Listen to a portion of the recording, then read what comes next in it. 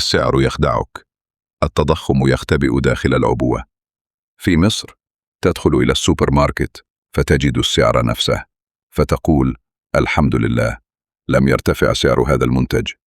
لكن إليك الخدعة، أحيانا لا يتغير السعر، ما يتغير هو الكمية. تصغر العبوة ويقل الوزن بالجرام ويقل الحجم بالمليلتر، ومع ذلك ما زلت تدفع المبلغ نفسه.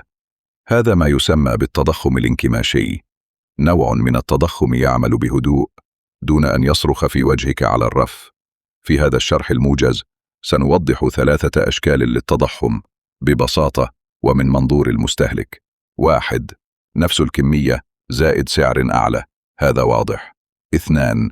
كمية أقل إلى نفس السعر، هذا هو الشكل الخفي. 3. كمية أقل إلى سعر أعلى، أسوأ سيناريو.